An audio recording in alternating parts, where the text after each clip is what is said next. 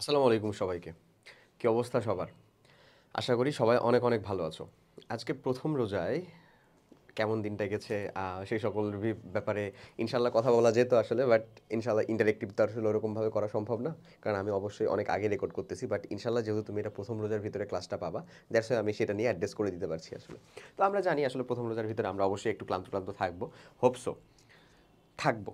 প্রত্যেকটা সময়ই দেখা যাবে ভাইয়া, এরকমই কোনো না কোনো ব্যারিয়ার, কোনো না কোনো বিষয় আসবেই জীবনে। আমি রোজাকে মোটেও ব্যারিয়ার বলতেছি না। বাট তুমি দেখবা কখনোই কোনো কিছু ১০০ তে ১০০ হয় না রে ভাই। অবশ্যই দেখা যায় যে সেখানে আমাদেরকে একটা জায়গার ভিতরে মানে কম ইফোর্টের জায়গায় বেশি ইফোর্ট দিয়ে হলেও সেখানে বেশি পরিশ্রম করে হলেও আমাদেরকে সেখান থেকে কোপ আপ করতে হয়, সেখান থেকে রেজাল্ট বের করে নিয়ে আসতে হয়। সো যাই হোক, সেরকমই একটা জায়গা হচ্ছে পবিত্র মাহে রমজান মাস। এই রমজান মাসের ভিতরে আমাদের মেইন যে কাজটা থাকবে সেটা নিয়ে অলরেডি আমরা অনেক ভিডিও, অনেক কথাবার্তা বলছি, অনেক পোস্ট টোস্ট নিয়ে কথাবার্তা বলছি। এই জার্নিটাই আমি আলহামদুলিল্লাহ শুরু করছি সৃষ্টিকর্তার নামে তোমাদের সাথে। ইনশাল্লাহ রোজা ১ থেকে রোজা ২৫ পর্যন্ত আমরা টোটালি অ্যাভেলেবল থাকবো তোমাদের জন্য। এবং তোমরা যদি এই জার্নির সাথে ইনশাল্লাহ সম্পূর্ণভাবে যুক্ত থাকতে পারো, তুমি এইচএসসি প্লাস অ্যাডমিশনের ভিতরে ভালো একটা দখল করে নিতে পারবে আশা করি। সো চলো তাহলে আমরা আর কথা না বাড়িয়ে শুরু করি আমাদের আজকের প্রথম লেকচার। গুণগত রসায়নের উপরে আমরা লেকচারটা কমপ্লিট করব। চলো শুরু করি।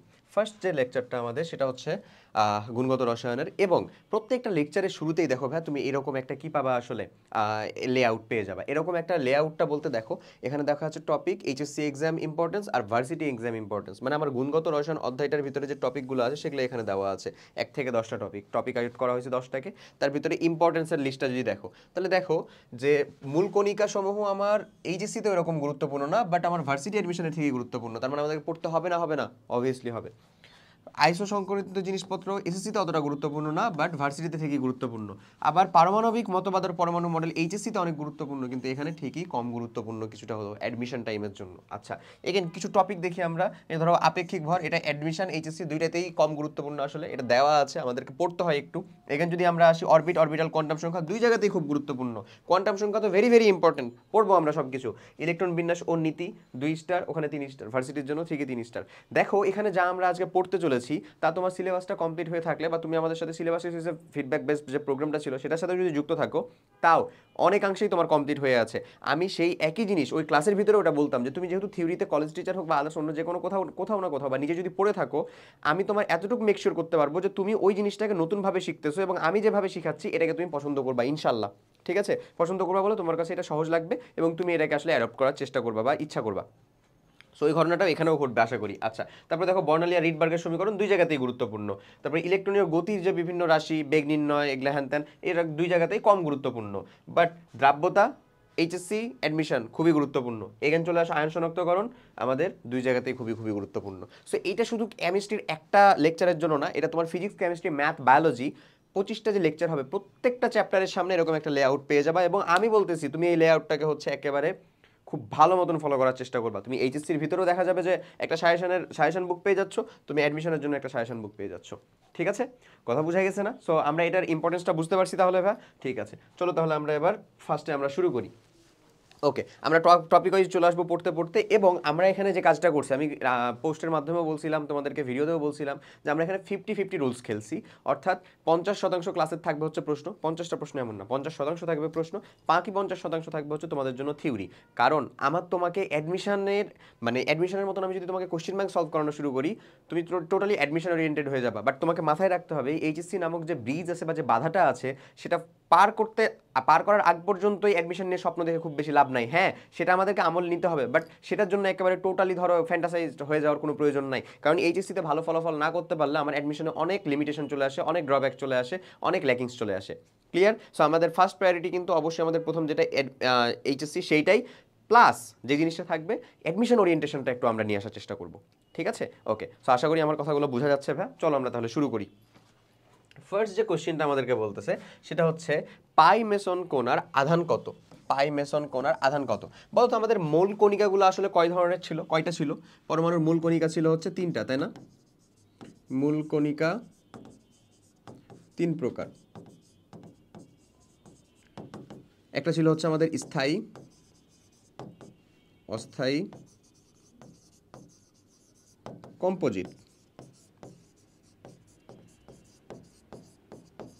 স্থায়ী যে কণিকাটা সেটা electron proton neutron, electron proton neutron, ওই রিলেটেড কথাবার্তা আমরা মোটামুটি জানি, প্রত্যেকটার ভর এবং প্রত্যেকটার আধান একটু জেনে রাখতে হয়। আচ্ছা, স্থায়ী অস্থায়ী কণিকাগুলোর ভিতরে সব থেকে বেশি পরিমাণ অস্থায়ী কণিকা রয়েছে, এবং অস্থায়ী কণিকাগুলোর ভিতরে যদি আমি একটু লিখি তাহলে আমি লিখতে পারবো হচ্ছে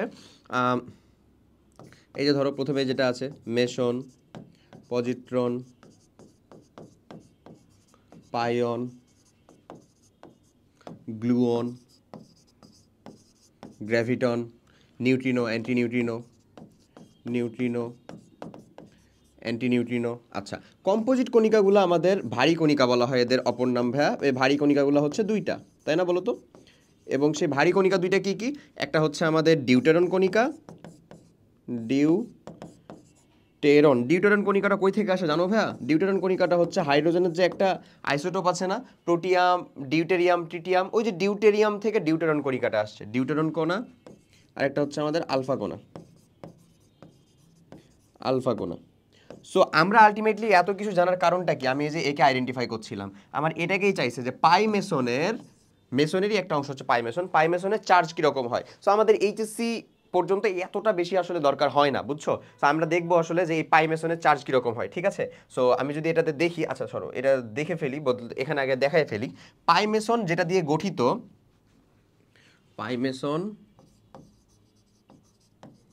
মেসন কোয়ার্ক এবং অ্যান্টি কোয়ার্ক দিয়ে গঠিত। এই কয়েকটা কথা তুমি একটু ভালো করে জানবা, হ্যাঁ? কোয়ার্ক এবং অ্যান্টি কোয়ার্ক দিয়ে গঠিত, কোয়ার্ক এবং অ্যান্টি কোয়ার্ক দ্বারা গঠিত, ঠিক আছে?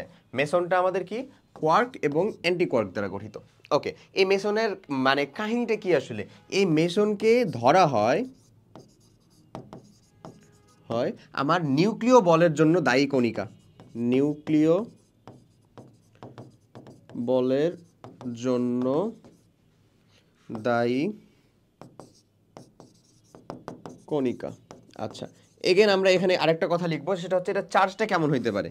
এর চার্জটা বা আধানটা আসলে পজিটিভ, নেগেটিভ, নিউট্রাল বা জিরো হতে পারে।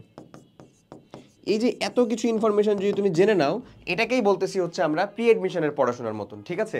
এই যে এখানে তুমি মেসন রিলেটেড এত ইনফরমেশন আসলে জেনে গেছো, হ্যাঁ, আশা করি যে তোমার এখন এইচএসসি প্লাস হচ্ছে সামনের যে অ্যাডমিশন, এই দুই জায়গার ভিতরে তুমি ভালো একটা কি দখলে নিয়ে আসতে পারবো, অন্তত মেশন রিলেটেড যে কোনো কথা। তাহলে আমরা কি বলবো, এই চার্জ আসলে কি কি হতে পারে? ধনাত্মক, ঋণাত্মক অথবা শূন্য হতে পারে। তার মানে আমাদের রাইট আনসারটা হচ্ছে ডি।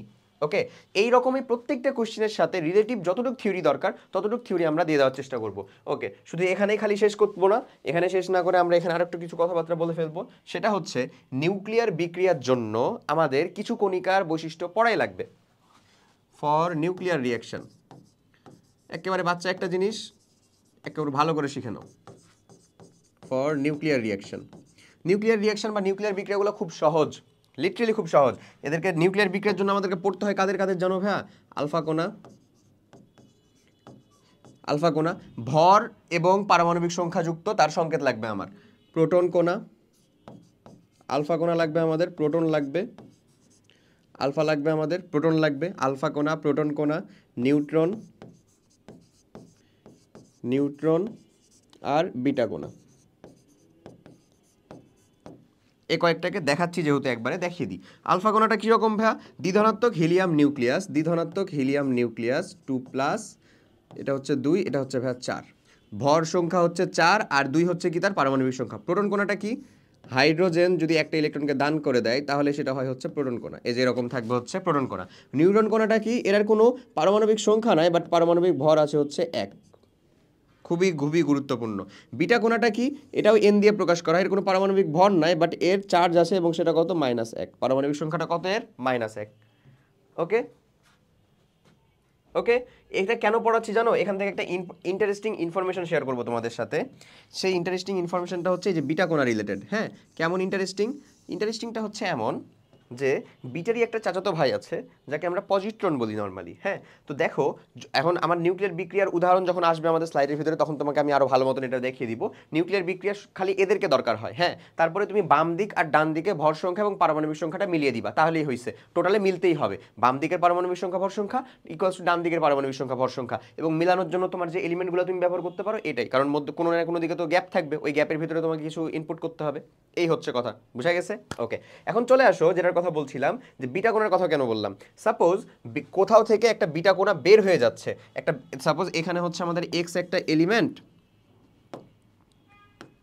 ধরে নাও এখানে হচ্ছে ভাই আমাদের এক্স একটা এলিমেন্ট, যেটা হচ্ছে আমাদের এ হচ্ছে, এখানে হচ্ছে জেড, এখানে হচ্ছে এ, এরকম। এখান থেকে ধরে নাও আমাদের বিটা কোণাটা বের হয়ে যাচ্ছে, এই যে -1 0, এটা বের হয়ে যাচ্ছে, দিয়ে আমাদের ওয়াই তৈরি হচ্ছে ভাইয়া। হ্যাঁ, ওয়াই তৈরি হচ্ছে ধরে নাও, এরকমটা কি হওয়া পসিবল না? Obviously possible. তুমি বলো তো ভাই, এখানে মাইনাস মাইনাস হয়ে না, যে মাইনাস মাইনাস হয়ে গেছে না, এই মাইনাসে মাইনাসে, তাহলে এখানে কি এরকমটা হয়ে যাবে না? এখানে ধরো ভর সংখ্যা এই থাকবে, এটা কত হয়ে যাবে, z+1 এমন হয়ে যাবে না? এই যে জেডের সাথে একটা পারমাণবিক সংখ্যা মাইনাসে মাইনাসে কত হয়ে যাবে, প্লাস হয়ে যাবে। তো আলটিমেটলি এটা এই বিক্রিয়াটার সাথে আমরা ই কি এরকম লিখতে পারি, এটাকে এ ভাই, এটাকে জেড লিখে এটাকে ধরো আমরা প্লাস এন, এটা হচ্ছে আমাদের 1, এটা হচ্ছে আমাদের 0, এরকমটা কি লিখতে পারি? আশা করি পারি। মাইনাসে মাইনাসে আলটিমেটলি প্লাস হয়ে যাবে। এই যে আমি আশা করি যে একটা জিনিস পারি বললাম তোমার কাছে, এটাই তুমি ভালো করে দেখো, এরকম কোনো কোয়ান্টিটিকে তুমি উপরে পড়ছো না, পড়ো নাই। এই হচ্ছে একটা, এই হচ্ছে এমন এক, এখানে যদি 1 হয়ে যেত তাহলে এটা কিন্তু ঠিকই আমার প্রোটনকে রিপ্রেজেন্ট করতো, কারণ প্রোটনের একটা ভর আছে, বাট ভর নাই অথচ পারমাণবিক সংখ্যা পজিটিভ, এরকম পাবলিককেই বলা হয় হচ্ছে আমার ধনাত্মক চার্জযুক্ত ইলেকট্রন। কি বলা হয় বলো, কি নাম বললাম? ধনাত্মক চার্জযুক্ত ইলেকট্রন, চার্জযুক্ত ইলেকট্রন। এই ধনাত্মক চার্জযুক্ত ইলেকট্রনই হচ্ছে আমাদের পজিট্রন। মাথায় থাকবে কথাটা, একটা এক্সট্রা ইনফরমেশন। আশা করি বুঝতে পারছো। ঠিক আছে, সো চলো তাহলে আমরা পরের কোশ্চেনে চলে যাই। এখন বলতেছে আলফা, বিটা এবং গামা কোণার চার্জগুলো যথাক্রমে কি? আলফার চার্জ তুমি অলরেডি জেনে গেছো পজিটিভ, এবং সেটা হচ্ছে 2+। বিটার চার্জটা কি ছিল দেখো তো ভাইয়া, বিটার চার্জটা মাইনাস না বা নেগেটিভ? নেগেটিভ। ওকে, আর গামা, গামা হচ্ছে আমাদের চার্জ 0, গামা হচ্ছে মাথায় রাখবা চার্জ 0। সো আমি আগের কোশ্চেনের ভিতরে যতগুলো থিওরি পড়াইছি আশা করি এটা বুঝে গেছো। সো আলফা কোণাটা আমার কোনটা? দ্বিধনাত্মক হিলিয়াম নিউক্লিয়াস, এই যে 2 4, এটা হচ্ছে আমাদের আলফা। ওকে, আলফা, এটা হচ্ছে আমাদের আলফা কোণা। ওকে, তারপরে হচ্ছে আমাদের যেটা বিটা কোণা, এই বিটা কোণা চার্জটা কিরকম? বিটা কোণাটা হচ্ছে n-1 0, এটা হচ্ছে আমাদের কি ভাই, বিটা কোণা। আর গামাটা হচ্ছে আমাদের কিরকম? এই যে n, এটাও 0 ভাই, এটাও 0, আসলে এর কোনো চার্জ নাই। ঠিক আছে, সো আলটিমেটলি আমাদের কত হবে? +2 -1 0, এমন না ভাই জিনিসটা? +2 -1 0, +2 -1 0। সো আমাদের আগের স্লাইডের ভিতরেই যেরকম পরিমাণে আমরা থিওরিটাকে এঙ্গেজ করছি, আশা করি এখান থেকে খুব সহজেই বোঝা যায় এই বিষয়টা। এখন খালি একটা জিনিস দেখা দরকার, সেটা হচ্ছে আমি যা লিখলাম তা ঠিক মতন ফুটতেছে কিনা। জাস্ট একটা সেকেন্ড। হ্যাঁ, আলহামদুলিল্লাহ ঠিকঠাক মতনই বোঝা যাচ্ছে, কোনো প্রবলেম আশা করি নাই। ওকে, আচ্ছা, সো চলো তাহলে পরের অংশটা আমরা শুরু করি। নেক্সট কোশ্চেনটাতে চলো আমরা চলে যাই। নেক্সট কোশ্চেনটা আমাদের বলতেছে হিলিয়ামের প্রথম ও দ্বিতীয় শক্তি স্তরের শক্তি পার্থক্য কত ইলেকট্রন ভোল্ট? আচ্ছা, সো আমরা যখন হাইড্রোজেনের শক্তি EN এটাকে এঙ্গেজ করি বা এটাকে নিয়ে আসি, নিয়ে আসার যে ফর্মুলাগুলো আমি নর্মালি যখন থিওরি ক্লাসটা পড়াই তখন থিওরি ক্লাসের ভিতরে তাদেরকে বলি যে দেখো এই রিলেটেড কোয়েশ্চেনের আসার পরিমাণটা খুব কম থাকে, বাট এখানে মানে এটা ডেরিভেশন বলো বা হচ্ছে এখানকার জিনিসপাতি অনেক বেশি। সো তুমি দুইটা জিনিসকে অন্তত মনে রাখবা, বেগ মনে রাখার দরকার না, একটা হচ্ছে শক্তি, টোটাল শক্তি, মোট শক্তির পরিমাণ মনে রাখবা, আর আরেকটা জিনিসকে মনে রাখবা সেটা হচ্ছে, একটা হচ্ছে শক্তির পরিমাণকে মনে রাখবা, আর আরেকটা জিনিসকে মনে রাখবা সেটা হলো আমাদের EN এর একটা শক্তির হাইড্রোজেনের ক্ষেত্রে, আর আমাদের ব্যাসার্ধ। তো EN এর মানটা আমি তোমাকে দেখাই, আগে ব্যাসার্ধটা দেখিয়ে ফেলি। হ্যাঁ, যেহেতু এটা আমাদের এখানে লাগবে না। আর N এটা কেমন হয় বলো তো? 0.53 অ্যাংস্ট্রম। অ্যাংস্ট্রম মানে কি? ×10⁻10 ইন্টু কত হবে আমাদের বলো তো ভাইয়া? n²/z। এটা হচ্ছে যে কোনো একটা বস্তু, যে কোনো একটা কার জন্য, যে কোনো একটা আমাদের মৌলের জন্য যে কোনো কক্ষপথের যে কোনো পারমাণবিক সংখ্যা তার থাকতে পারে। হাইড্রোজেনেরটা স্ট্যান্ডার্ড বের করে নেওয়া হয়, কারণ হাইড্রোজেনের এক এন এর ভ্যালু 1, জেড এর ভ্যালু 1, আলটিমেটলি এটাই থাকে। ওর সাথে যদি আমরা এন ব্যবহার করি তাহলে এরকম। এটা ডেরিভেশন থিওরি ক্লাসের ভিতরে যথেষ্ট করানো। এই ক্লাসগুলোতে তো আমরা নিশ্চয়ই ডেরিভেশন করবো না ভাই, যতটুকু দরকার ততটুকু করবো, বাট এগুলা তো করবো না, বুঝতেছো আশা করি। সো এখানে আমাদের এনটা কি ভাই বলো তো, তম কক্ষপথ। এনটা হচ্ছে আমাদের তম কক্ষপথ, আর জেডটা হচ্ছে আমাদের কি ভাই বলো তো, জেডটা হচ্ছে আমাদের, এনটা হচ্ছে আমাদের তম কক্ষপথ, আর জেডটা হচ্ছে আমাদের পারমাণবিক সংখ্যা।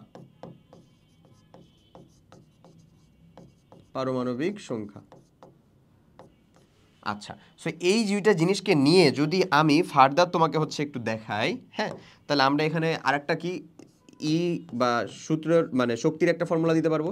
সেটা হচ্ছে মাইনাস 2.18 ইন্টু 10⁻⁻19, হ্যাঁ, এটা হচ্ছে যে জুল, বুঝছো? এটাকে আমরা কি বলবো, জুল ওয়েট, একটা হচ্ছে আমাদের জুল ইনটু, এটা হয় হচ্ছে ভাইয়া Z square by N square, এমন।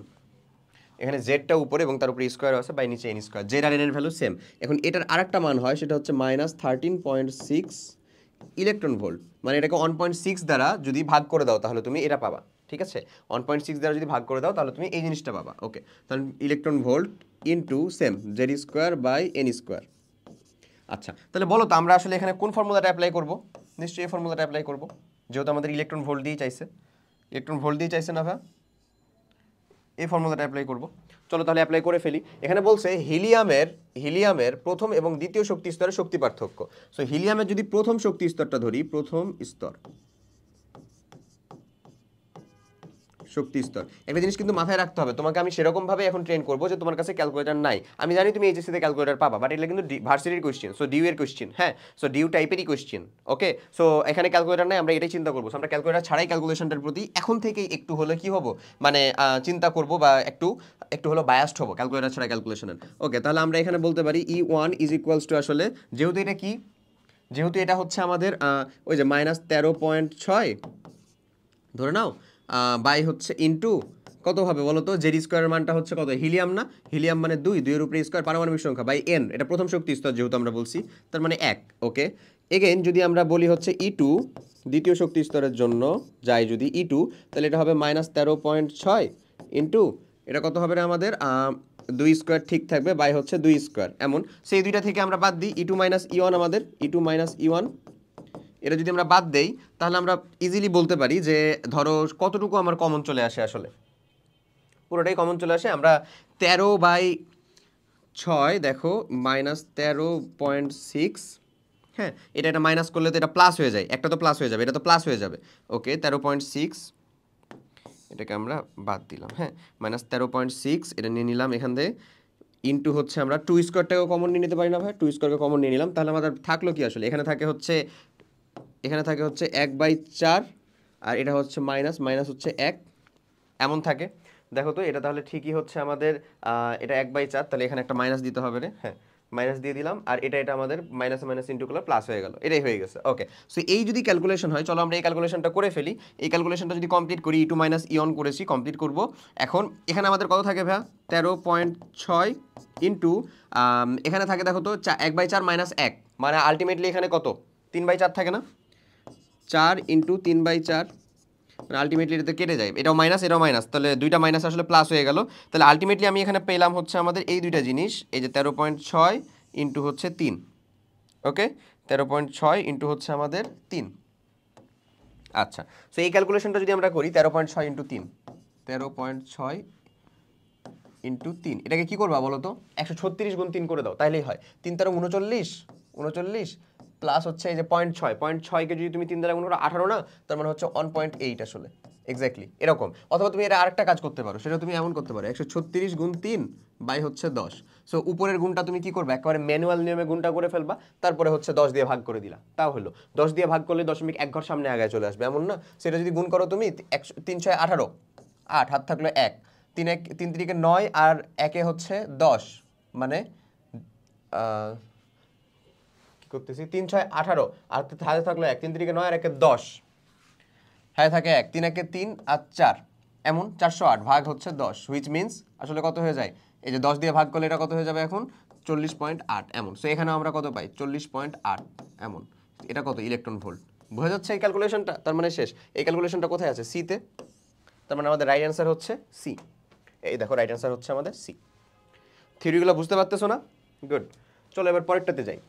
দেখো কোন দুইটি সমাণু পরস্পর আইসোটোন। ওকে, আমরা থিওরি ক্লাস যখন কমপ্লিট করি তখন এখানে ভালো মতন এগুলো কথাবার্তা কিছু বলি যে আমাদের ধরো প্রোটন সংখ্যা,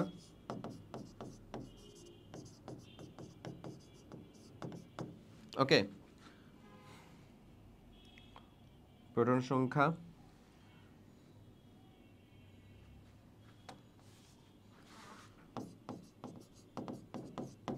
প্রোটন, এটা হচ্ছে ভর, এটা হলো নিউট্রন।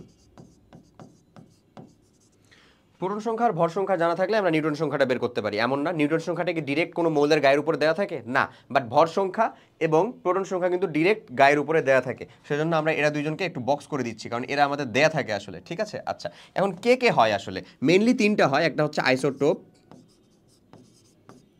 আইসোটোপ, হ্যাঁ, আইসোবার, আইসোটোন।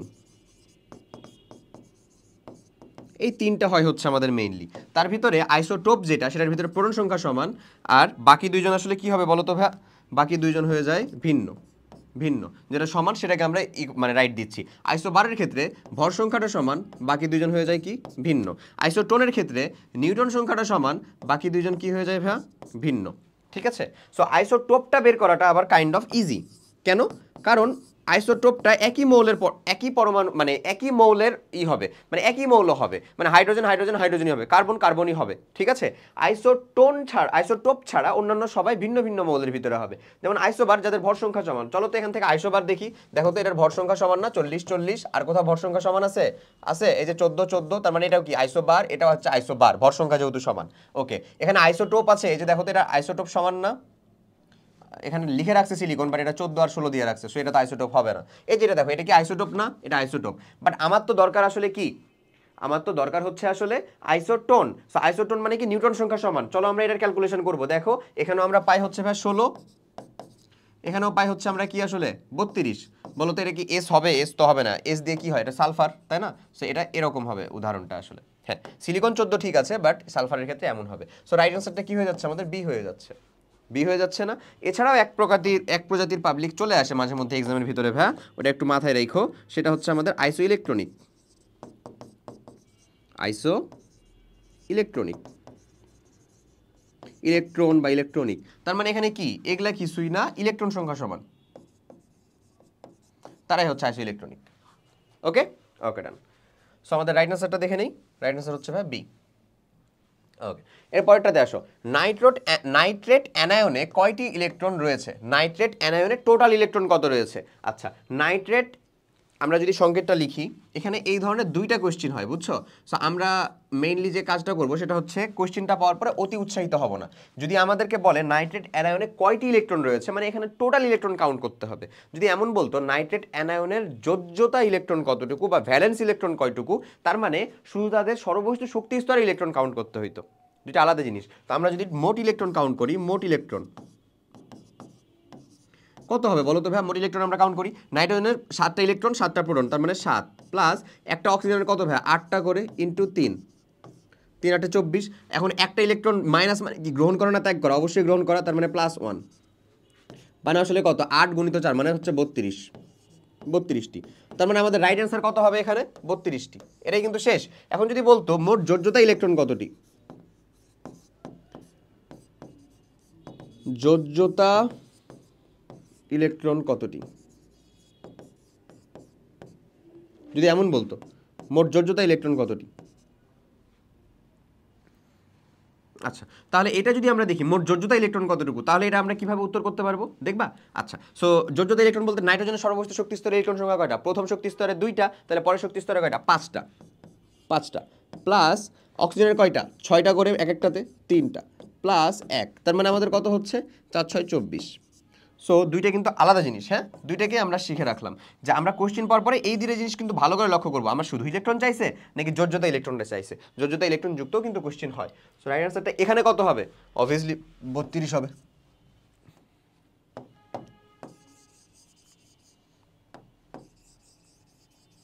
ওকে ওকে, চলো তাহলে আমরা উত্তরটা দেখে ফেলি 32। আসো পরের কোশ্চেনটাতে যাই।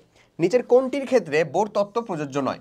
আমরা জানি যেটা, সেটা হচ্ছে বোর তত্ত্ব প্রযোজ্য হাইড্রোজেন এবং হাইড্রোজেন সদৃশ মৌলের জন্য। বোর তত্ত্ব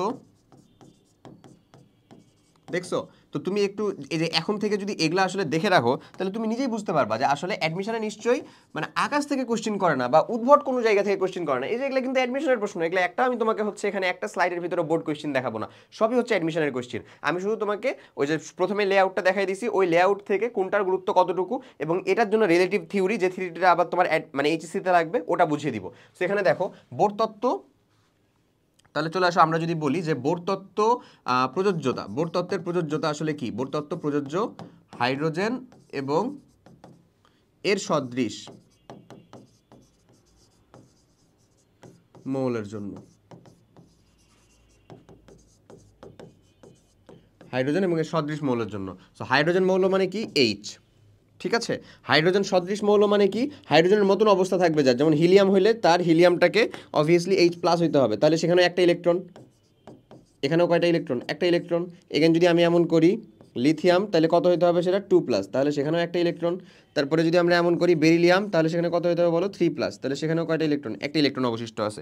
সো এমন টাইপের গুলার জন্য আসলে কি এটা প্রযোজ্য, বুঝছো? তাহলে এখানে দেখো তো ভাইয়া, হাইড্রোজেন হ্যাঁ এর জন্য প্রযোজ্য, এটা আবার কেমন? এইচ প্লাসের জন্য কি প্রযোজ্য? এখানে তো কোনো ইলেকট্রনই নাই, তার মানে এর জন্যই তো প্রযোজ্য না। তাহলে প্রযোজ্য নয় কার জন্য? অবভিয়াসলি উত্তরটা হচ্ছে আমাদের বি।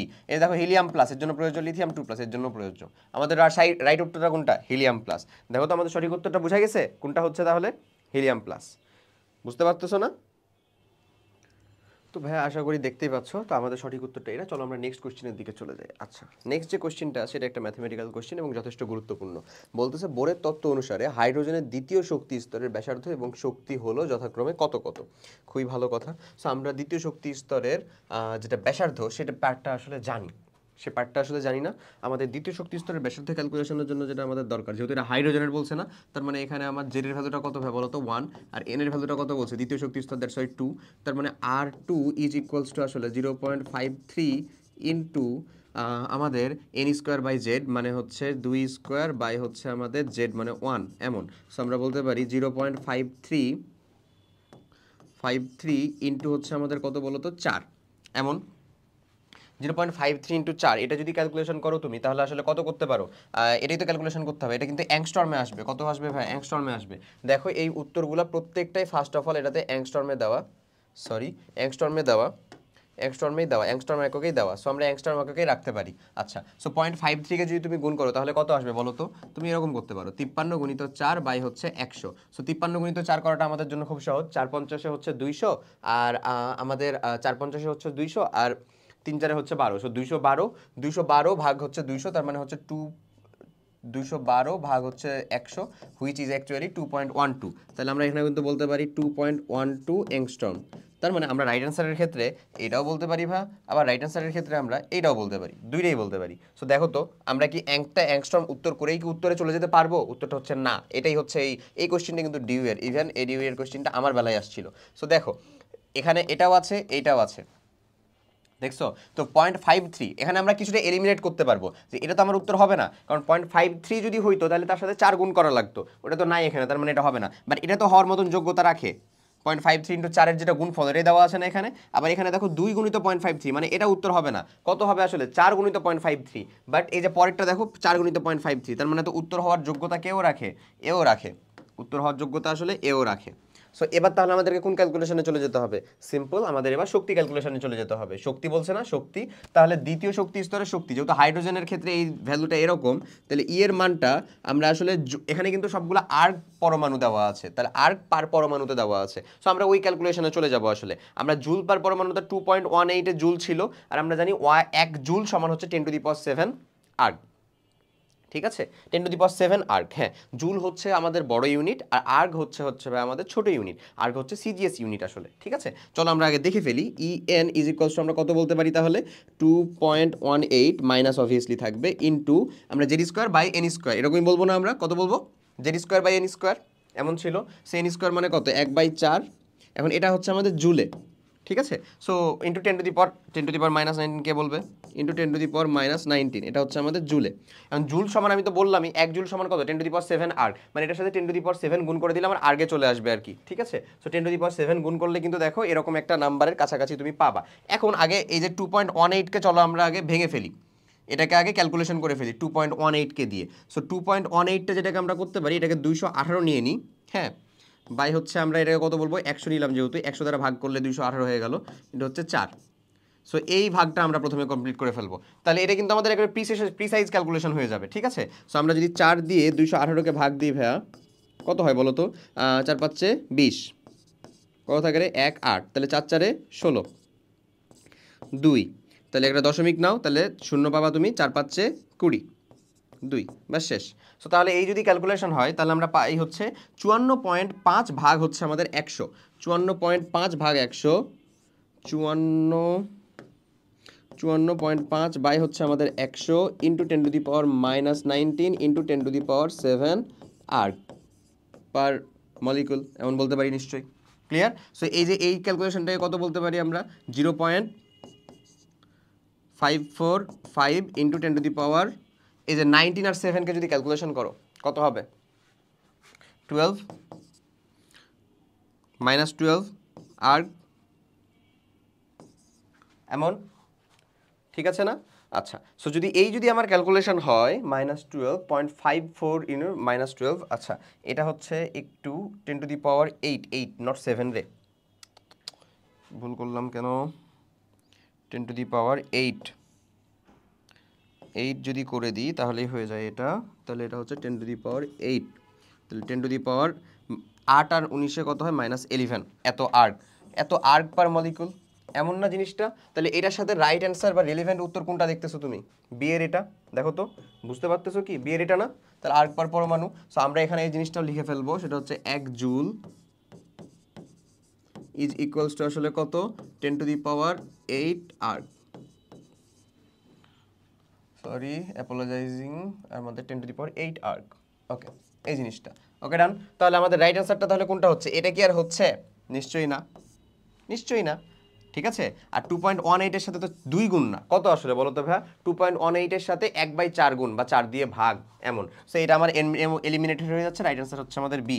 দেখো সঠিক উত্তর হচ্ছে আমাদের বি। বলো ক্যালকুলেশনগুলো বুঝে যাচ্ছে, পারবো তো? ওকে, পরেরটা দেখি। এবার রিটেন পার্টের ভিতরে চলে আসো, কারণ আমাদের ভার্সিটির ভিতরে বিশেষ করে ডিউতে রিটেন পার্ট আছে এবং সেটা খুবই গুরুত্বপূর্ণ, এবং রিটেন পার্টের ভিতরে একটা ভালো মার্ক কন্টিনিউ আসলে আমাদেরকে করতে হবে। ঠিক আছে, ওকে, সো এখানে দেখো আমি রিটেনগুলো সব কিছু একেবারে ইন ডিটেলস না লিখে আমি তোমাকে ভালো মতন বোঝানোর মতন করে লিখে দিচ্ছি। দেখো কি বলে, বোর পরমাণু মডেল অনুযায়ী হাইড্রোজেন মৌলের বিকিরণ বর্ণালী উৎপত্তি চিত্রের সাহায্যে দেখাও। হাইড্রোজেন পরমাণুর ক্ষেত্রে যেটা আমাদের বিকিরণ বর্ণালী তৈরি হবে, বিকিরণ বর্ণালী কখন তৈরি হবে, এটা চিত্রটা দেখানোর কাহিনী হচ্ছে জাস্ট তুমি একটা জিনিস ভালো করে মেক শিওর করবা, যেটা আসলে শোষণ বর্ণালী না হয়ে বিকিরণ বর্ণালী হচ্ছে। বিকিরণ বর্ণালী মানে কি, নিশ্চয়ই শক্তিটা মানে উচ্চ শক্তি স্তর থেকে সে নিম্ন শক্তি স্তরে আসতেছে, এমন না কাহিনীটা, এমন। সো আমি যদি এটাকে বলে দিই যে এটা হচ্ছে আমাদের হাইড্রোজেন, হ্যাঁ, এবং আমাদের ইলেকট্রনগুলোকে যদি আমরা হোয়াইট দিয়ে দেখাই, সেই যে ইলেকট্রন, এটা আমাদের বিকিরিত হয়ে প্রথম শক্তি স্তরে আসলো, এটা হচ্ছে আমাদের দ্বিতীয় শক্তি স্তর, এটা হচ্ছে আমাদের প্রথম শক্তি স্তর। ওকে, সো বিকিরিত হয়ে যদি দ্বিতীয় শক্তি স্তরে আসে, তাহলে নিশ্চয়ই এখানে যে একটা, এটার যে শক্তি হচ্ছে আমাদের E2, এটার শক্তিটা হচ্ছে আমাদের E1 প্রথম শক্তি স্তরের। সো আমরা অবভিয়াসলি বলবো একটা ডেল এর ভ্যালু আছে, এই ডেল ইটা মানে কত আমাদের, E2 - E1 which is actually H new, যেটাকে আমরা বলতে পারি hc/λ। সো তাহলে আমরা এখান থেকে যে জিনিসটা পাই, একটা শক্তির পার্থক্যের দরুন একটা ল্যামডার ভ্যালু পাই। সো এই ল্যামডার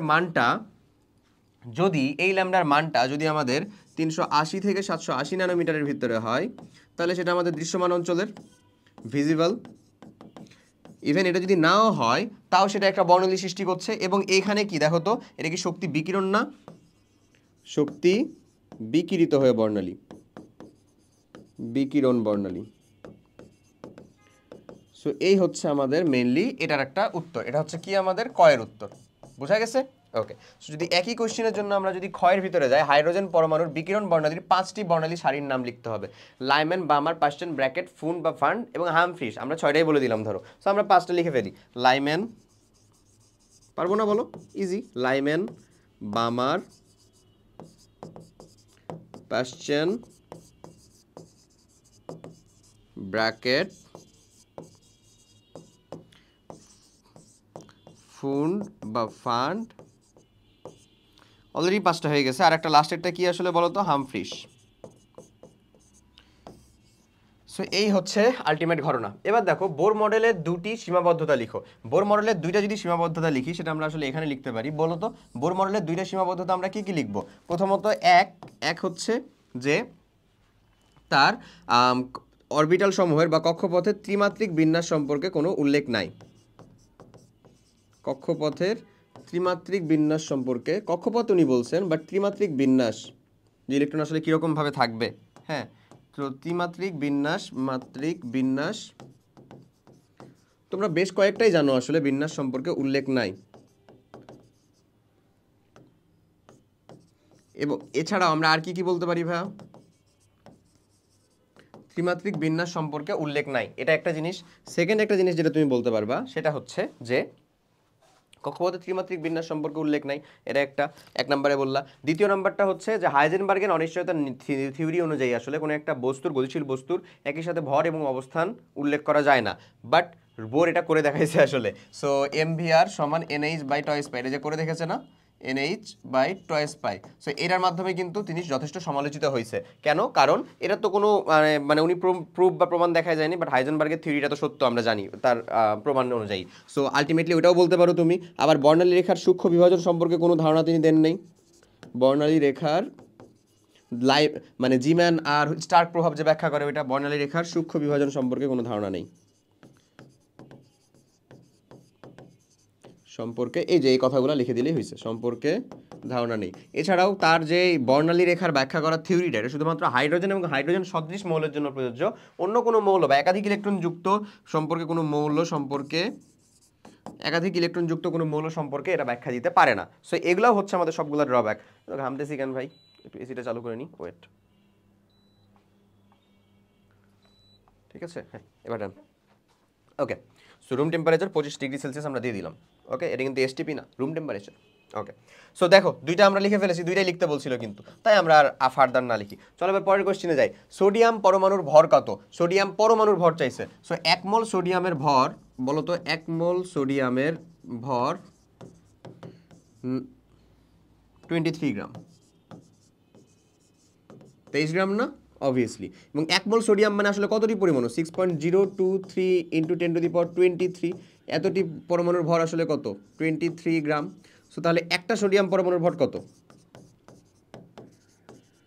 23 বাই হচ্ছে আমাদের 6.02 ইন্টু 10⁻23 এমন। সো আমরা যে কাজটা করবো, 23কে ভাই আমরা 6 দ্বারা ডিভাইডেড করবো এবং 10⁻23 এটা তো উপরে করে দিতে পারি আমরা, এত গ্রাম এমন বলতে পারি। 6.02 এত দূর নেওয়ার দরকার নেই, কারণ ওটা রিলিভেন্ট উত্তর আমরা পেয়ে যাবো। সো 23কে যদি আমরা আসলে 6 দ্বারা ভাগ করি, কত আসবে আমাদের? যদি প্রিসাইজ ক্যালকুলেশন করতে চাই আমরা, সো তাহলে আমরা 3 6 18 করবো।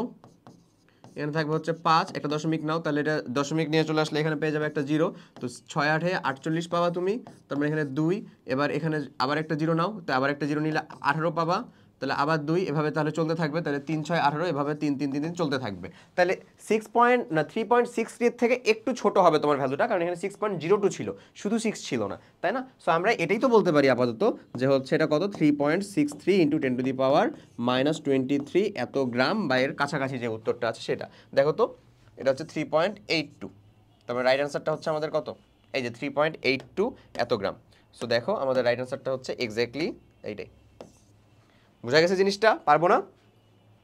ওকে, পরের কোশ্চেন দেখি। এই যে কোয়ান্টাম সংখ্যা রিলেটেড কোশ্চেন এবং গুরুত্বপূর্ণ কোশ্চেনগুলো। সো চলো দেখি কি বলে। স্ক্যান্ডিয়াম মৌলে 3d1 ইলেকট্রনটির জন্য কোয়ান্টাম সংখ্যা সম্ভাব্য সেট কোনটি? একেবারে স্পেসিফিক দেওয়াই আছে যেহেতু আমাদের 3d1, তাই আমরা কোয়ান্টাম সংখ্যার এখানে খুব ডিপ অবধি যাব না, বাট যে কথাগুলো আমাদের বলা দরকার সেগুলো বলে দিব। 3d1, ওকে। সো আমরা জানি এখানে আমাদের n এর মানটা কত হচ্ছে, প্রধান কোয়ান্টাম সংখ্যার মান 3, l এর মান বা সহকারী কোয়ান্টাম সংখ্যার মান যেটা আমার, সেটা d এর জন্য আসলে কত ভাই 2, এটা তো আমাদের ফিক্সড। চলো 3 আর 2 ফিক্সড কোথায়, 3 আর 2 মানে এটা হওয়ার সম্ভাবনা, এটা হবে না, এটা বাদ, এটাও হবে না, এটাও হবে না, যা উত্তর তো আমার এ হয়েই গেল রে, আর তো দরকারই নাই মনে হচ্ছে। দেখছো, একটা দুইটা মিলিয়েই তো আমার উত্তর চলে আসছে। এগুলো কি হবে, এগুলো কি হইতে পারে, নিশ্চয়ই না।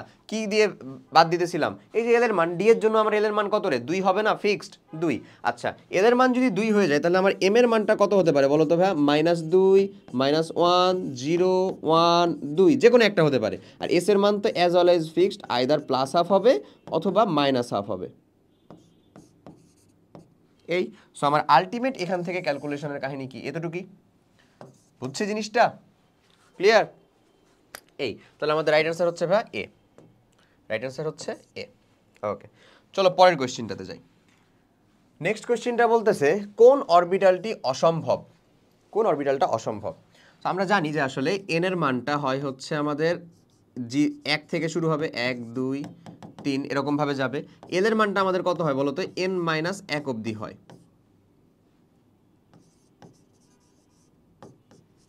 এমন না, n-1 অবধি হয়। সো আমাদের 1 এর ভিতরে এস হয়, পি শুরু হয় 2 থেকে, 3 ডি থেকে শুরু হয় 3, 4 থেকে শুরু হয় হচ্ছে আমাদের কত এফ।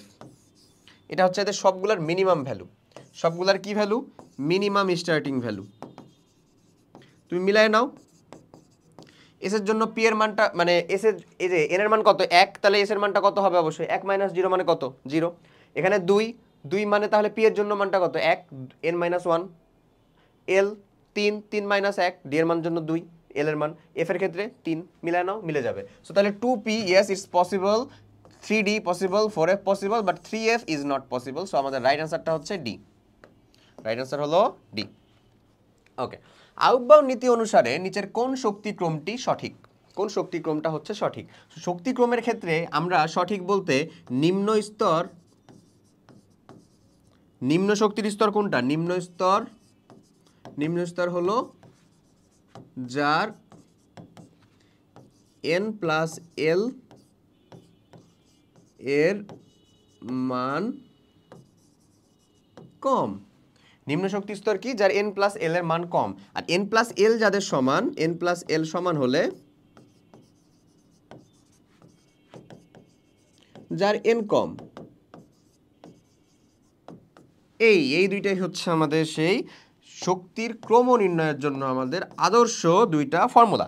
এক হচ্ছে কি আমাদের নিম্ন স্তর হচ্ছে যার n+l এর মান কম, আর 2 আমরা বলতে পারি n+l এর মানটা যদি সমান হয়ে যায় তাহলে যার n এর মানটা কম সেটাই হবে হচ্ছে আমাদের কি শক্তি স্তর তার কম। ওকে, সো আমরা যদি একটু দেখি তাহলে দেখো এখানে শক্তি বেশি স্তরটা দেওয়া আছে। হ্যাঁ 4s এর থেকে কোনটি সঠিক, যেহেতু বলছে 4s এর থেকে 3dটা বেশি শক্তি, মানে বেশি শক্তির, অবভিয়াসলি বেশি শক্তির না, 4s এর জন্য তো ইলেকট্রন আগে ঢোকে, যেহেতু এটা কম শক্তির। বা এখানে n+l এর মানটা কত হবে আমাদের দেখে নিই আমরা, n+l এর মান কত হবে হচ্ছে আমাদের এখানে 4, এখানে হবে কত 5, এখানে হবে কত 5, এবং দুইটাই যেহেতু 5, 3d আর 4p, 3d আর 4p এর ভিতরে 5 দুইটাও হলে মানে শক্তি কার কম আসলে, 4p এর বেশি, কারণ এর n এর মানটা বেশি। তার মানে এটাই তো আমাদের সঠিক, এই তো সঠিক।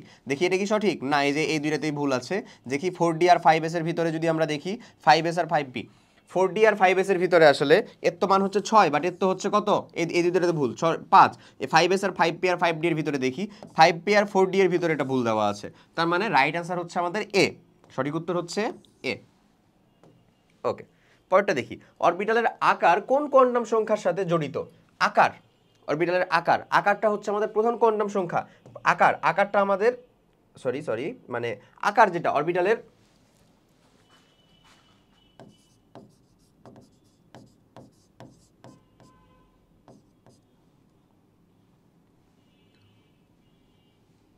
ত্রিমাত্রিক বিন্যাস, চলো এটা দেখে ফেলি আমরা, ত্রিমাত্রিক বিন্যাস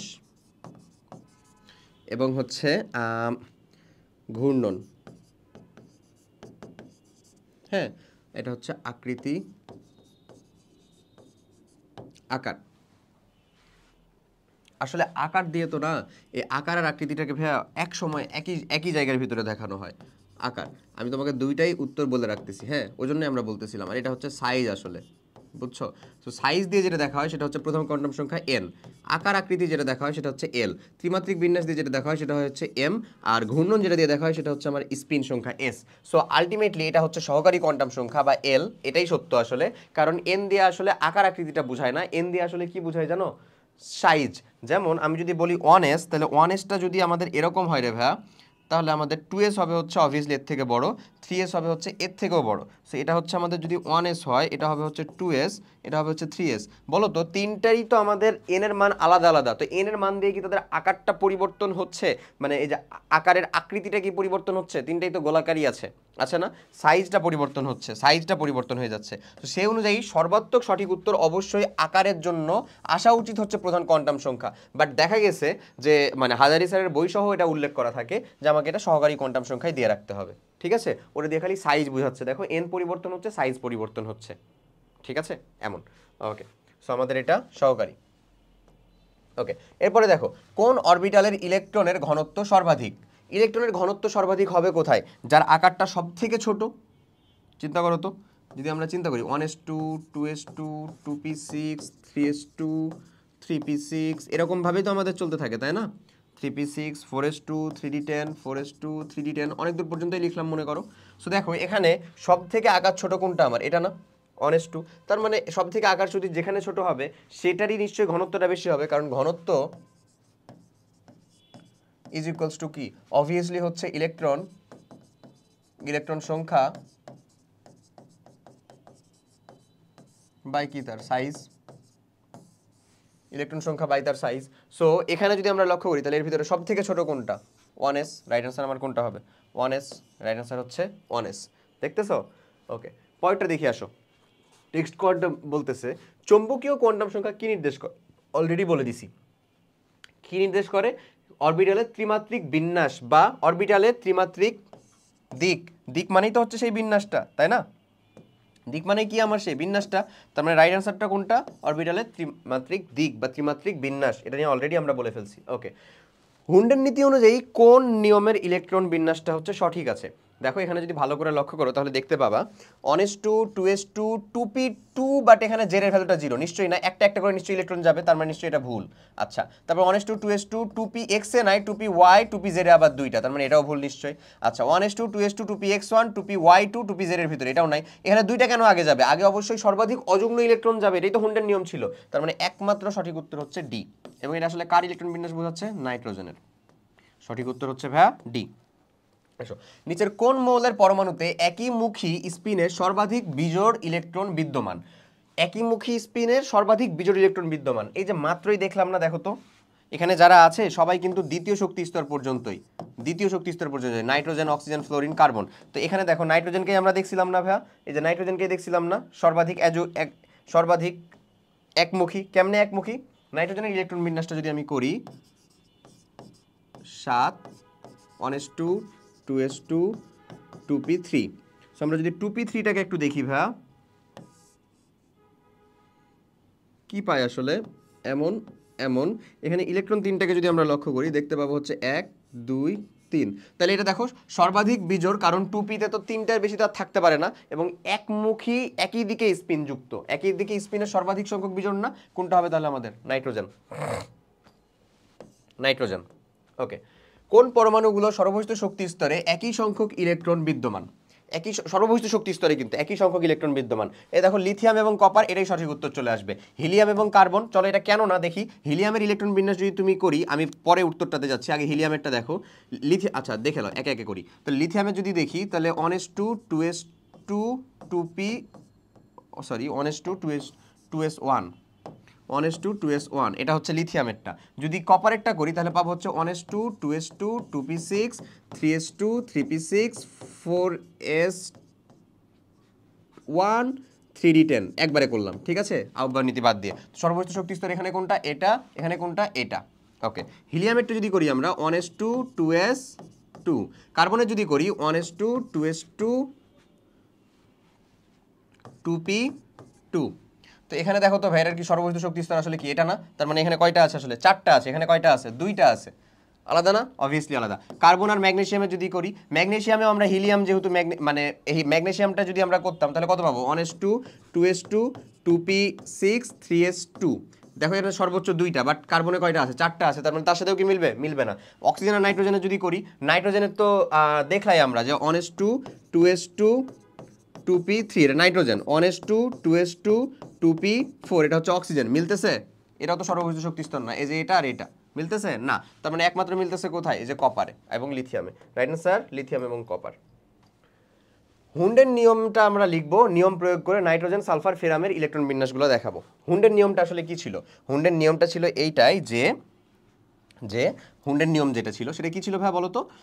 আমাদের অরবিটাল সমূহে মোলের অরবিটাল সমূহে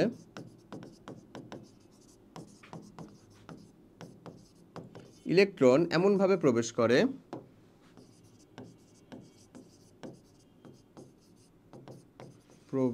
করে যেন সর্বাধিক অযুগ্ম অবস্থায় থাকতে পারে। অযুগ্ম অবস্থায় থাকতে পারে, এই ছিল হচ্ছে মেন তার কাহিনী। সো এইটা অনুযায়ী যদি আমরা এটাকে প্রয়োগ করতে যাই তাহলে আমাদের এখানে রাইট অ্যান্সারটা, মানে এটা তার নিয়মটা হয়ে গেল। এবার বলতেছে আমার নাইট্রোজেন সালফার এবং ফেরামের। সো নাইট্রোজেনেরটা কত ভাই? 7, 1s2 2s2 2p3। শেষ। হুন্ডের নিয়ম প্রয়োগ করে যেহেতু বলতেছে, তাহলে তুমি এক কাজটা করতে পারো খালি, যে এটাকে 2px1 2py1 2pz1 দেখাই দিতে পারো। ঠিক আছে, এমনি রাখলেও হবে। তারপরে কি আছে? সালফার কত ভাই আমাদের? 16। So 1s2 2s2 2p6 3s2 3p4 এমন। এটাতে 3p4, তার মানে 3px2 3py1 3pz1 এরকম। তারপরে আছে কি? ফেরামটা হচ্ছে কত রে আমাদের? 26। So 1s2 2s2 2p6 3s2 3p6 4s2 3d6। এই যে শেষ, 3d6টাকে ব্যাখ্যা করে দিলাম। ক্লিয়ার? এই হয়ে যাবে হচ্ছে আমার ইন টোটাল তাদের বিন্যাস। পারা যাবে না? ওকে, ক্লিয়ার? ঠিক আছে। এই এই যে এখানে যে ইলেকট্রন বিন্যাসগুলো করলাম, চাইলে তুমি এটা এরকমভাবেও রাখতে পারো, চাইলে ডি অরবিটালটাকে এক্সপ্যান্ড করেও দেখাতে পারো। আশা করি আচ্ছা, তো চলো ভাইয়া তাহলে আমরা পরের কোশ্চেনে চলে যাই। রিটেন পার্টটা আশা করি বুঝছি। নেক্সটটা দেখো কি বলে। আচ্ছা, এবার আমরা বর্ণালী এবং রিডবার্গ সমীকরণ সংক্রান্ত প্রবলেমগুলো সলভ করব। হাইড্রোজেনের পারমাণবিক রেখা সৃষ্টিকারী চতুর্থ শক্তি স্তর থেকে আগত ইলেকট্রনের বিকিরিত শক্তির তরঙ্গ সংখ্যা কত? হুইচ মিনস নিউ বার লাগবে আমাদের, তরঙ্গ সংখ্যা যেহেতু। এবং কত শক্তি স্তর থেকে আগত? চতুর্থ, মানে n2 এর ভ্যালুটা হচ্ছে 4। এবং যেহেতু পারমাণবিক রেখা সৃষ্টিকারী বলছে না, তার মানে হচ্ছে n1 এর ভ্যালুটা হচ্ছে 1। এটা মাথায় রাখবা। যদি আমাদের এরকম বলে পারমাণবিক রেখা সৃষ্টিকারী, তাহলে n1 এর ভ্যালুটা কত হয়ে যাবে আমাদের? 1 হয়ে যাবে। চার্জ আছে কিনা দেখতেছি, বুঝছো? আছে, চলবে আলহামদুলিল্লাহ কিছুক্ষণ। ওকে, সো হাইড্রোজেনের পারমাণবিক রেখা সৃষ্টিকারী চতুর্থ শক্তি স্তর থেকে আগত ইলেকট্রনের বিকিরিত শক্তির তরঙ্গ সংখ্যা কত হবে? যেখানে RH এর মান আমাকে দেওয়া আছে। সো আমরা জানি nu bar is equals to Rydberg ধ্রুবক RH 1 minus n1 square 1 by n2 square. এই তো আমাদের ক্যালকুলেশন। সো n1 n2 এর ভ্যালু দেওয়া আছে, আর h এর মানও দেওয়া আছে 10.97 ইন্টু 10 টু দি পাওয়ার 6, বা এটাকে আমরা 109678 সেন্টিমিটার ইনভার্সও বলতে পারি। ওকে, তারপরে আমাদের কত দেওয়া? এখানে দেওয়া আছে 1/2 স্কোয়ার মাইনাস, মানে 1/4 মাইনাস হচ্ছে 1/2 স্কোয়ার। কেন হবে রে ভাই? 1 হচ্ছে আমাদের 1 স্কোয়ার মাইনাস হচ্ছে কত আমাদের? 1/16। এমন না ক্যালকুলেশনটা? সো আমাদের কত হবে? 10.97 into 10 to the power 6 into, এখানে আসলে কত থাকে ভাই ক্যালকুলেশন করলে? 1 মাইনাস 1/16 মানে কত আসলে? 15/16। কি হবে সেটা? Metre inverse. 15/16 metre inverse. এবং তুমি একটা জিনিস বলো তো আমাকে, এই ক্যালকুলেশন করার কি আমার খুব বেশি জরুরি আছে, প্রয়োজন আছে? দেখো তো ইনফরমেশনগুলো কীরকম দেওয়া, মানে খুব কাছাকাছি দেওয়া না? এখন একটা পয়েন্ট অফ ভিউ ভালো করে বুঝো, সেটা হচ্ছে বলো তো, এই নাম্বারটা, এই নাম্বারটা আসলে 1-এর থেকে ছোট নাকি বড়? 15/16 অবশ্যই আমার 1-এর থেকে একটু ছোট, লেস দ্যান 1.099 এরকম কিছু একটা হবে, তাই কি হবে না? অবভিয়াসলি হবে। সো যদি তাই হয়, তাহলে ওটার সাথে যদি আমি এটাকে গুণ করি, তাহলে অ্যাবাউট টু এর কাছাকাছি থাকা কোনো নাম্বারই কি হবে না? বুঝতেছো না? এর কাছাকাছি থাকা কোনো নাম্বারই কি হবে না? তার মানে 10 পয়েন্ট যে নাম্বারটা হবে সেটা এখানে দেওয়াই আছে, 10.2828 সবগুলাতে। 10.28 ইন্টু 10 টু দি পাওয়ার কত হবে? 6 মিটার। আমরা ডিরেক্ট মিটার ইনভার্স, মানে এটা ডিরেক্ট কোনো প্রকার জিনিসপাতি ছাড়া ক্যালকুলেশন করে ফেললাম। দেখো এটা 5, এটা হবে না, এটা কত 10⁻6 মিটার ইনভার্স, এটা হচ্ছে 10⁻6, -6 কি না শুধু 6, তার মানে এটাও হবে না, হবে কোনটা আসলে, হবে হচ্ছে আমাদের ভাই এই যে মাঝেরটা এইটা, তার মানে রাইট অ্যান্সারটা হচ্ছে আমাদের সি। ওকে, চলো পরেরটা দেখি। শিক্ষা পরীক্ষায় ব্যবহার করা হয় কি? শিক্ষা পরীক্ষায় তিনটা জিনিস খুব গুরুত্বপূর্ণভাবে ব্যবহার করা হয়। এক, হাই টেম্পারেচারের জন্য অনুজ্জ্বল শিখা ব্যবহার করা হয়। উজ্জ্বল শিখা কিন্তু না, আমরা জানি উজ্জ্বল শিখার আমার কি আসলে কম, টেম্পারেচার কম। অনুজ্জ্বল শিখার টেম্পারেচার কি আমাদের বেশি, মাথায় রাখতে হবে। হ্যাঁ, সো অনুজ্জ্বল শিখার কেন ব্যবহার করা হয়? অনুজ্জ্বল শিখা, অনুজ্জ্বল শিখার কি শিখা বানান লিখলাম রে বাবা, অনুজ্জ্বল শিখার আমার কি তাপমাত্রা বেশি, আসলে টেম্পারেচার বেশি, দ্যাটস এটা ব্যবহার করা হয়। গাঢ় HCl কেন ব্যবহার করা হয়? যদি কোনো অপদ্রব্য থাকে সেটাকে দ্রবীভূত করে দিতে, গাঢ় HCl। বা আমরা যেই ধাতুটাকে নিলাম সেটাকে আসলে HCl এর ভিতরে কি করতে চাচ্ছি, মানে HCl দিয়ে ক্লোরিনের যৌগ বানাতে, এটা উদ্বায়ী যৌগ বানাতে। তারপরে প্লাটিনাম তার, এই প্লাটিনাম তারে আমরা যাকে পরীক্ষা করব তাকে নেই, এবং প্লাটিনাম তার যথেষ্ট, প্লাটিনাম ধাতুটা কিন্তু আমাদের যথেষ্ট একটা নিষ্ক্রিয় ধাতু, তাই এত টেম্পারেচার দেওয়ার পরেও এই ধাতুর মধ্যে কোনো পরিবর্তন ঘটে না। প্লাটিনাম তার, সেই তিনটা জিনিসই তো দেওয়া আছে এবং এই তিনটা জিনিসই দরকার হয় আমাদের। সো রাইট অ্যান্সারটা আমাদের কোনটা হবে বলো তো? 1 2 3, 1 2 3। ওকে, কোয়ান্টাম শক্তি বিকিরিত শক্তির কম্পাঙ্কের সাথে কিভাবে সম্পর্কিত? কোয়ান্টাম শক্তি E বা del E is equals to H nu is equals to H C by lambda is equals to আমরা কি বলতে পারি H C nu bar. So এখান থেকে আমরা যেই সম্পর্কটা পাই সেটা হচ্ছে এই যে শক্তি E, এটা আসলে আমার কার সাথে সম্পর্কিত? নিউ এর সাথে বা কম্পাঙ্কের সাথে সমানুপাতিক, কম্পাঙ্কের সাথে সমানুপাতিক, নিউ বার বা তরঙ্গ সংখ্যার সাথে সমানুপাতিক, সাথে সাথে আমাদের তরঙ্গ দৈর্ঘ্যের সাথে ব্যস্তানুপাতিক। আমার তো সম্পর্ক চাইছে শক্তিটা কম্পাঙ্কের সাথে কেমন, সমানুপাতিক। এই যে এই পার্টটুকু না সমানুপাতিক, এই পার্টটুকু না সমানুপাতিক, রাইট অ্যান্সার কি সমানুপাতিক, সমানুপাতিক। চলো পরেরটা দেখি। কমলা আলোর তরঙ্গ দৈর্ঘ্য সীমা কত? বেনি আসহ কলা, ভিব গিয়র, বে নি আ স হ ক লা, সেই 380 থেকে কত আমার? 380 থেকে 780 ন্যানোমিটার। এটা আমি 2-3 বার আসলে এরকমভাবে মনে রাখতাম ভাই, আসলে মনে রাখা মানে মনে রাখতাম হয়ে যেত মনে, ঠিক আছে। সো বেনি আসহ কলাকে যদি তুমি মনে রাখতে চাও, বেগুনি যেটা শুরুর একেবারে, এটা কত হয়? 380 থেকে শুরুটা না 424, 424, এটা কিন্তু সবগুলোই ন্যানোমিটার। ওকে, আমি উপরে ন্যানোমিটার লিখে দিই যেন আমাকে ফার্দার বারবার না লেখা লাগে। নীল, নীল কত? 424 থেকে 450। আসমানি, বেনি আ শো হো কলা, আসমানি হচ্ছে আমাদের 450 থেকে 500 ন্যানোমিটার। সবুজ সব থেকে বেশি, মাথায় রাখবা, 500 থেকে 575। হলুদ সব থেকে কম, 575 থেকে 590, মাত্র 15। কমলা 590 থেকে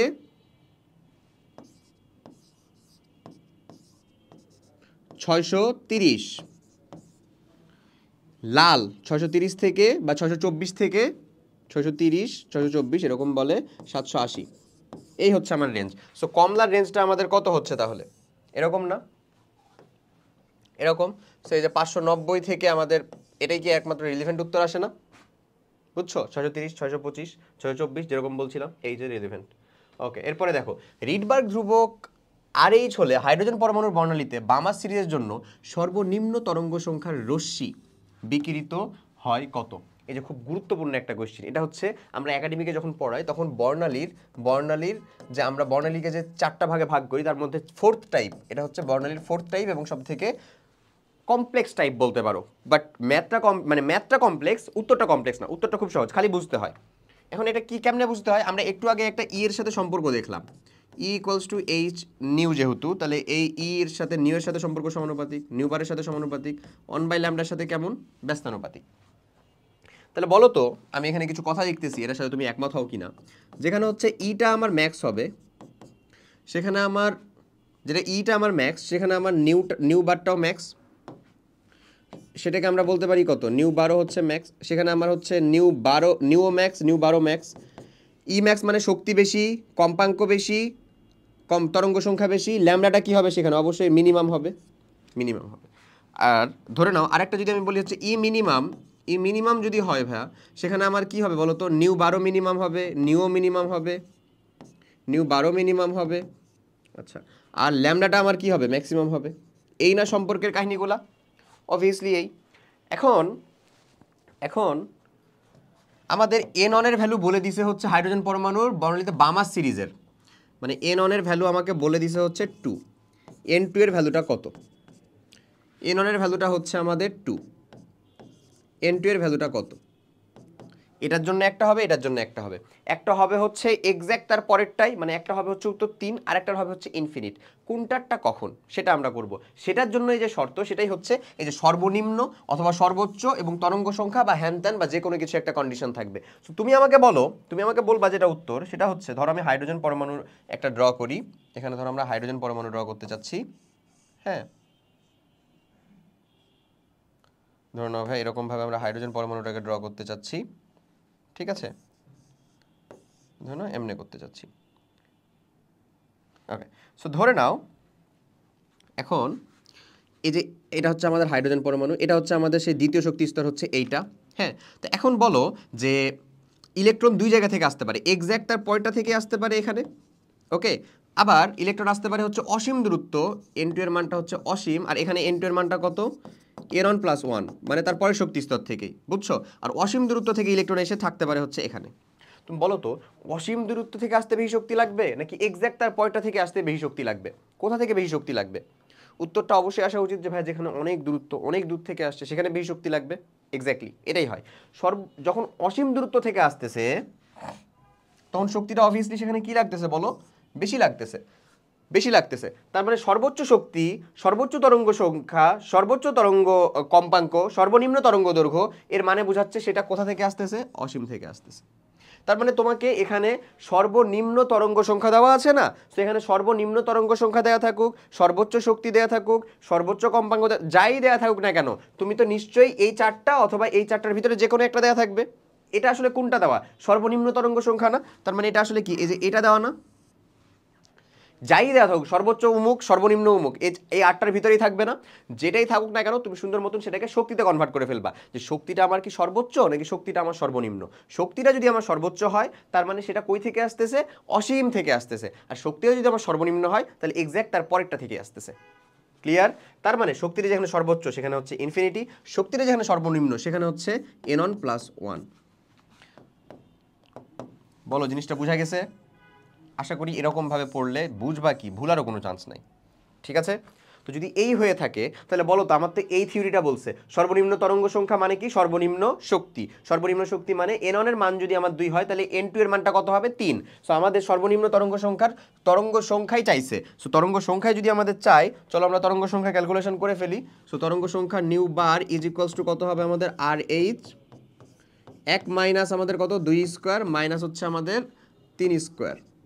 তার মানে আমরা বলতে পারি RH ইজ ইকুয়াল টু, এটা কত হবে আমাদের ভাই, 36। সো তাহলে এখানে পাবো হচ্ছে আমরা 9 মাইনাস 5, সরি 9 মাইনাস 5 কেমনে রে বাবা, 9 মাইনাস 4, বাট আসলে হবে হচ্ছে 5 RH বাই হচ্ছে আমাদের 36। সো তুমি এবার রাইট আনসারটা দেখো তো ডান দিকে এটা আছে কিনা, যেহেতু নিউ বারের মানই চাইছে, সো নিউ বারের মানটাই হবে 5/36 RH। রাইট আনসারটা হচ্ছে বি। ক্লিয়ার? পারা যাবে কিনা? শেষ। ওকে, পরেরটা দেখি। হাইড্রোজেন পারমাণবিক বর্ণালীর পাশ্চেন সিরিজের জন্য কোনটি সঠিক? তার মানে পারমাণবিক বর্ণালী মানে হচ্ছে এটা অবশ্যই দৃশ্যমান কনসেপ্টটা তোমাকে নিয়ে আসতে হবে, এটা দৃশ্যমান হচ্ছে। এবং পাশ্চেন সিরিজ, লাইম্যান, বামার, পাশ্চেন মানে 3। এননটা কি আমাদের, এননের ভ্যালু, এন এর ভ্যালু 1 হুইচ মিন্স লাইম্যান, 2 বামার, তারপরে 3 পাশ্চেন। এই তো পাশ্চেন পেয়ে গেছি আমরা। সো পাশ্চেন থেকে, পাশ্চেনে আমার আসতেছে কোথা থেকে বলো তো, N2 এর মানটা, N2 এর মানগুলো কোথায় হবে, 4 5 6 হ্যান ত্যান যেখান থেকে পারুক আসতেছে। সো N1 এর মানটা কত হবে, অবশ্যই 3। 1 2 3 থেকে আসতেছে না, এই যে 4 5 থেকে আসতেছে, তার মানে সি। রাইট অ্যান্সারটা হচ্ছে সি। পরেরটা দেখি, জাল কারেন্সি নোট শনাক্তকরণে ইউভি রশ্মির ভূমিকা ব্যাখ্যা করে। এটা আমাদের একটা জগন্নাথ ইউনিভার্সিটিতে আসা কোশ্চিন, ওই যে যখন বাচ্চাকালে জগন্নাথ আলাদা আলাদা ছিল ভাই, তখন থেকে আসা একটা কোশ্চিন। তো জগন্নাথ ইউনিভার্সিটিতে আসা কোশ্চিনটা হচ্ছে জাল কারেন্সির নোট শনাক্তকরণে ইউভি রশ্মির ভূমিকা ব্যাখ্যা করব। সো ইউভি রশ্মির জাল কারেন্সির ভিতরে নর্মালি আমার যে সকল হচ্ছে আসল কারেন্সি বা রিয়েল কারেন্সি, যারা কারেন্সি নোট, রিয়েল কারেন্সি নোটের ভিতরে ফসফোর ফ্লোরোসেন্স নামক কিছু থ্রেড থাকে। ফসফোর ফ্লোরোসেন্স পদার্থের কিছু থ্রেড থাকে। ফসফোর ফ্লোরোসেন্স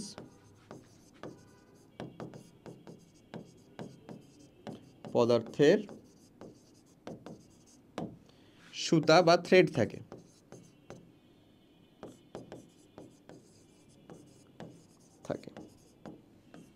যা জাল কারেন্সি বা জাল নোটের ভিতরে দেওয়া সম্ভব হয় না। সেই ফসফোর ফ্লোরোসেন্স যে পদার্থটা আছে তার আবার একটা স্পেশাল গুণ আছে।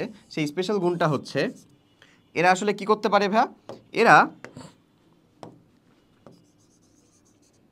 কম তরঙ্গ দৈর্ঘ্য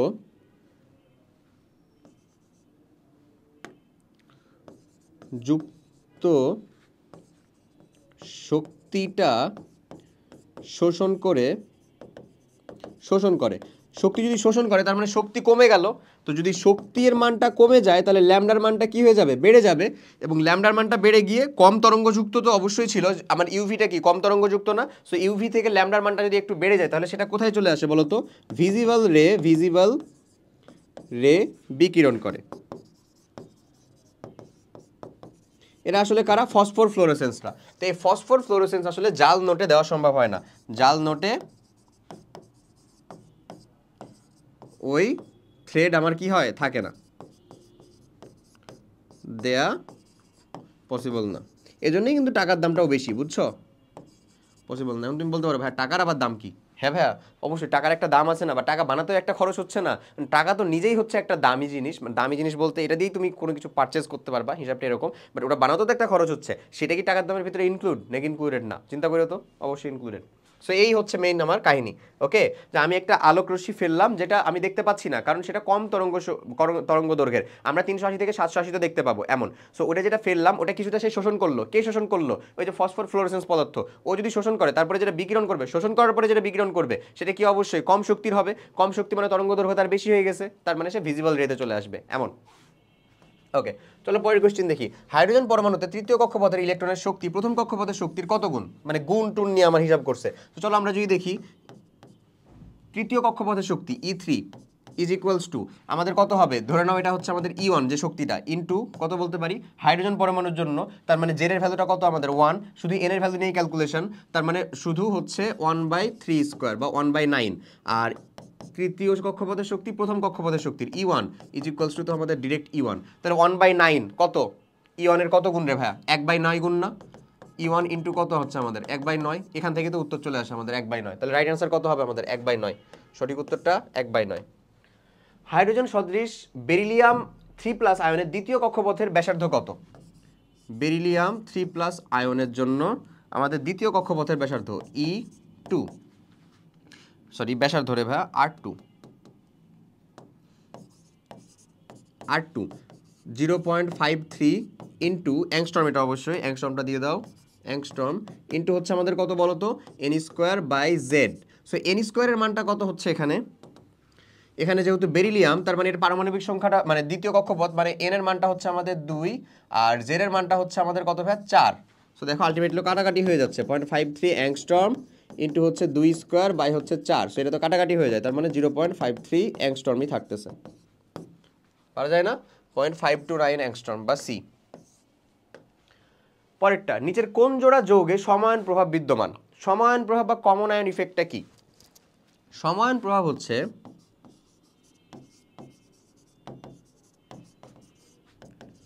প্রভাব, এটা একাডেমিক ক্লাসের ভিতরে আমরা ভালো মতন বুঝি, আসলে এখানেও আমরা একটু বুঝে নিব। দেখো, সমায়ন প্রভাব মানে হচ্ছে একটা দুর্বল তড়িৎ বিশ্লেষের বিয়োজন ক্ষমতা, এটা একটা সবল তড়িৎ একই আয়নযুক্ত একটা সবল তড়িৎ বিশ্লেষ্য কোনো যদি উপস্থিত হয় সেখানে, তাহলে ওই দুর্বলটার বিয়োজন ক্ষমতাটা আরও কমে যায় বা দুর্বলের দ্রাব্যতাটা আরও কমে যায়। তো এই যে প্রভাবটা ঘটলো, মানে যে শোষিত সেই শোষিত হইলো, এই ঘটনাটাই হচ্ছে সমায়ন প্রভাব। মানে আমরা এটাকে লিখতে পারি দুর্বল তড়িৎ বিশ্লেষ্যের বিয়োজন মাত্রা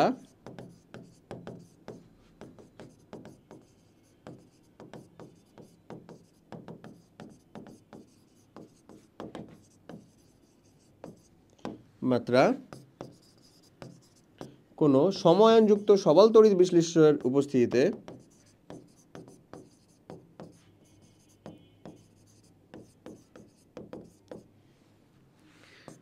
বিশ্লেষ্যের উপস্থিতিতে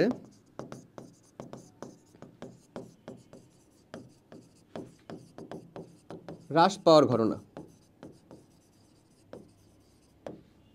হ্রাস পাওয়ার যে ঘটনা সেটাই হচ্ছে আমাদের কি সময়ন প্রভাব। ওকে, সো তার মানে একটা দুর্বল তড়িৎ বিশ্লেষণ লাগবে, একটা সবল তড়িৎ বিশ্লেষণ লাগবে। দেখো এটা তো কেউই তড়িৎ বিশ্লেষণ না, CH4 কি তড়িৎ বিশ্লেষণ না, এটা আর এটা এত তড়িৎ বিশ্লেষণ, এটা তো সমযোজী যৌগ H2S HCl, এই যে দেখো সমযোজী প্রভাব। এখানে হাইড্রোজেনটা কি সমায়ন না, সমায়ন। H2S কিন্তু একেবারে বিয়োজিত হয় না এমন না, কিছুটা হয়, দুর্বল তড়িৎ বিশ্লেষণ। HCl কি সবল তড়িৎ বিশ্লেষণ, মানে রাইট অ্যান্সার হচ্ছে সি।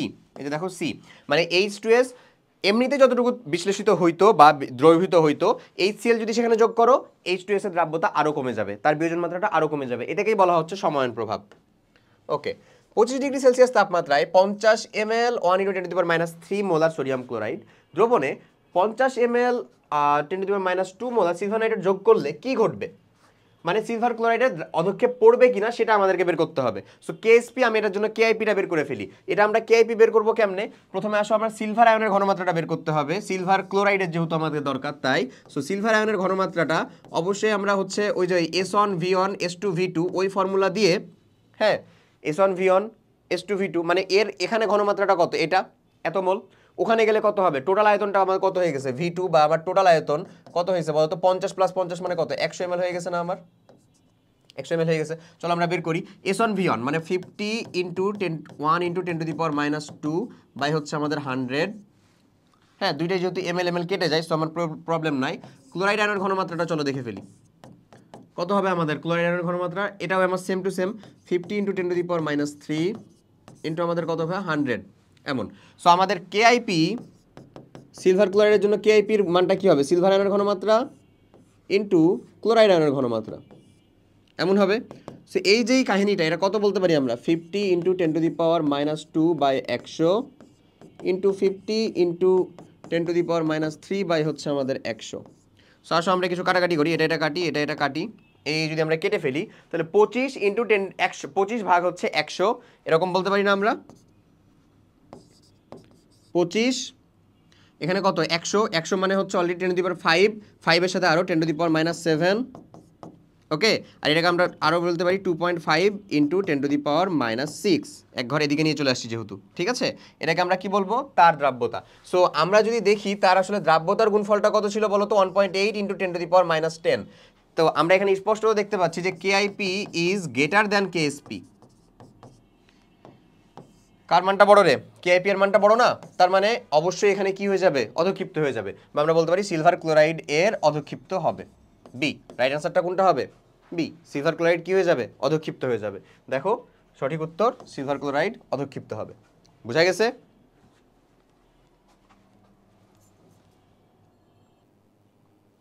দেখছো তাহলে যেটা বললাম অধক্ষিপ্ত হবে। চলো পরের কোশ্চেনে চলে যাই আমরা। নেক্সটটা কি, নির্দিষ্ট তাপমাত্রায় 750 ml সম্পৃক্ত দ্রবণে 200 গ্রাম সোডিয়াম ক্লোরাইড দ্রবীভূত আছে, সোডিয়াম ক্লোরাইডের দ্রাব্যতা গ্রাম পার লিটারে কত। সম্পৃক্ত দ্রবণের ভিতরে কিন্তু আমার এখানে অলরেডি দেওয়া আছে কোশ্চেনে, ঠিক আছে। এখানে একটা জিনিস তোমাদেরকে শুধু বলি ভাইয়া, আমরা জানি দ্রাব্যতার একটা আমাদের ফর্মুলা আছে, S = W × 100 বা 100 × দ্রাবকের ভর, দ্রবের ভর বাই হচ্ছে W - W, অর্থাৎ দ্রবের মানে এটা হচ্ছে আমাদের দ্রাবকের ভর, এমন এটা একটা ফর্মুলা আছে। বাট এই এককটা কখন সম্ভব, যদি এটা আমাদের গ্রাম পার 100 গ্রামে দেওয়া থাকে তখন। বাট এই যেই ম্যাথ আমাকে 750 ml দেওয়া, আমার লিটার গ্রাম পার লিটারে চাচ্ছে, তখন কিন্তু আমরা এই ফর্মুলাটা চাইলে ইউজ করতে পারবো না, এই ফর্মুলাটা চাইলে ইউজ করতে পারবো না। তখন আমাদেরকে ইউজ করতে হবে কোনটা, সিম্পল ঐকিক নিয়ম দিয়ে আমরা ম্যাথটা করে ফেলতে পারি। 750 ml সম্পৃক্ত দ্রবণে আছে কত, 200 গ্রাম, তাহলে এখন তার দ্রাব্যতাটা এরকম, তাহলে 1 গ্রাম পার লিটারে যেহেতু, তার মানে 1 লিটারে কত থাকবে সেটা আমরা বের করে ফেলি। সো 750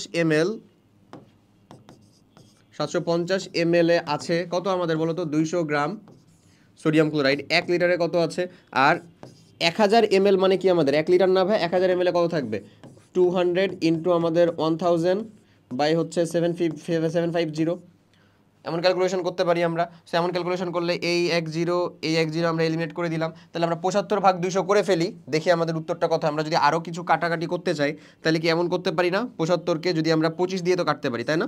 সো আমরা 25 দিয়ে যদি কাটি, সো 3×25 = 75, আর 8×25 হচ্ছে আমাদের কত, 200। সো 8/3 আমরা করব।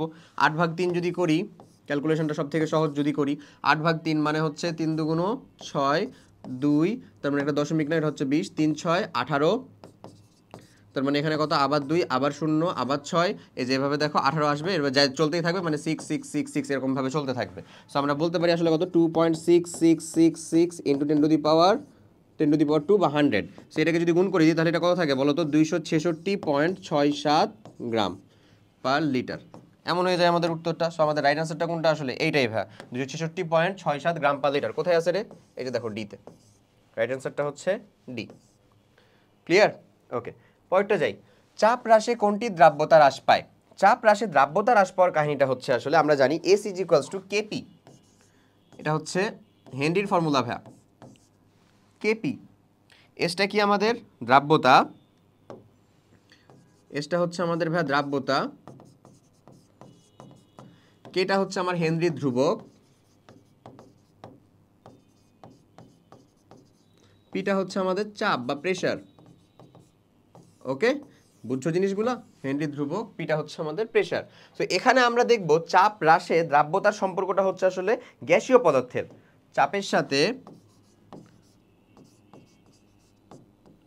চাপের সাথে কেবল গ্যাসীয় পদার্থের দ্রাব্যতা যুক্ত।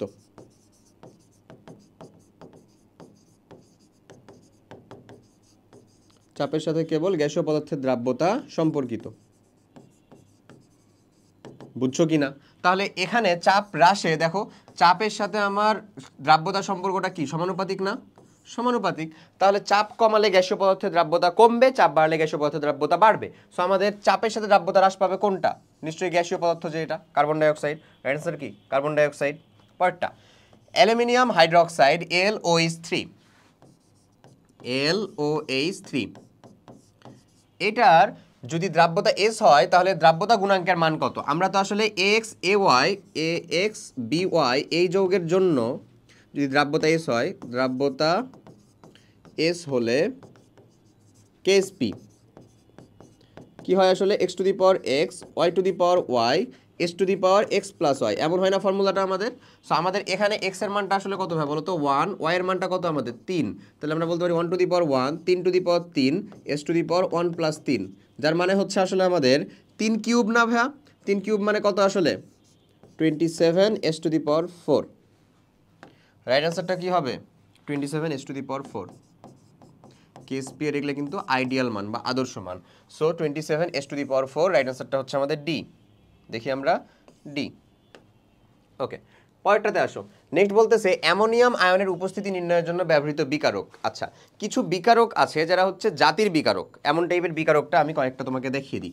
এটা হচ্ছে পটাশিয়াম হেক্সাফেরিসায়ানাইড, হেক্সাফেরোসায়ানাইড, হ্যাঁ, FeCN6 এরকম একটা, বুঝছো?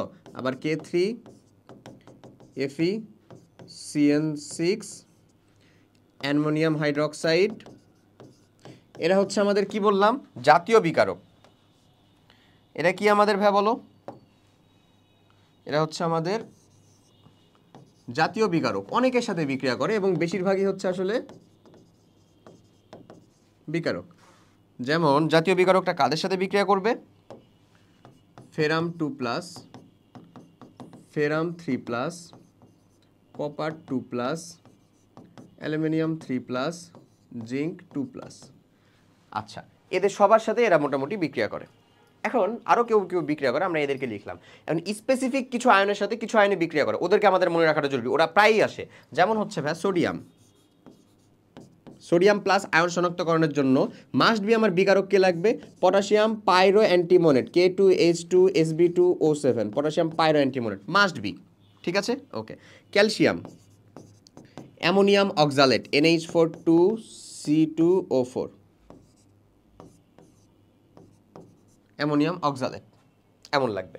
ওকে, এরপরে আসা হচ্ছে অ্যামোনিয়াম আয়ন, অ্যামোনিয়াম আয়ন যদি শনাক্তকরণ করতে হয় তাহলে আমাদের লাগবে হচ্ছে ক্ষারীয়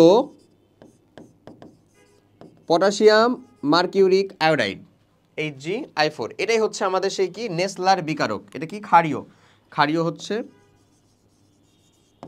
এর স্পেশাল নামটা কি আমার নেসলার বিকারক। স্পেশাল নামটাও মাথায় রাখতে হবে, হ্যাঁ, নেসলার বিকারক বা নেসলার দ্রবণ। এবং আমি তোমাকে আরেকটা জিনিস বলে দিই, নেসলার দ্রবণ এ হচ্ছে আমাদের কালারটা কেমন শো করে ভাই বলো তো, বাদামি। অ্যামোনিয়া নরমালি বাদামি। তাহলে এটা আমাদের সঠিক উত্তর আসলে কোনটা, সি। এটা আসলে বুঝে গেছি আমরা, এটা হচ্ছে সঠিক উত্তর আমাদের সি। ওকে, এছাড়াও এই যে এখানে একটা কালার মনে রাখার একটা সিম্পল টেকনিক দেখায়, দেখো সোডিয়াম ক্যালসিয়াম অ্যালুমিনিয়াম জিঙ্ক, এটা কি আমার অবস্থান্তর মৌল নাকি না? না। অবস্থান্তর মৌলরা কালার শো করতে পারে, আর কেউ পারে না। তার মানে এটা কোন কালার হবে, সাদা। বর্ণহীনও কিন্তু না, সাদা। সাদা কিন্তু কোনো কালার না, সাদা। সাদা হচ্ছে কালারগুলার মিক্সচার। ওকে, এটা কি হয়ে যাবে, সাদা। ফেরামের সাথে একটা টেকনিক দেখায়, দেখো হালকা নীল আর গাঢ় নীলের। কপার কেমন হবে, সবুজাভ হবে, নীলাভ হবে। আচ্ছা, একটা টেকনিক দেখাই, এটা কার সাথে দেখাবো, এর সাথে। সেটা হচ্ছে এই যে ফেরাম 2+ আর এখানে হচ্ছে ফেরাম 3+। হ্যাঁ, তো এখানে দেখো, এখানেও আমার যে পটাশিয়াম হেক্সাফেরিসায়ানাইড হেক্সাফেরোসায়ানাইড, এখানে ফেরামের জারণ মান হচ্ছে +2, এখানে ফেরামের জারণ মান হচ্ছে +3। বের করবা, বের করতে পারবা আশা করি, জারণ মান তো বের করতে পারো।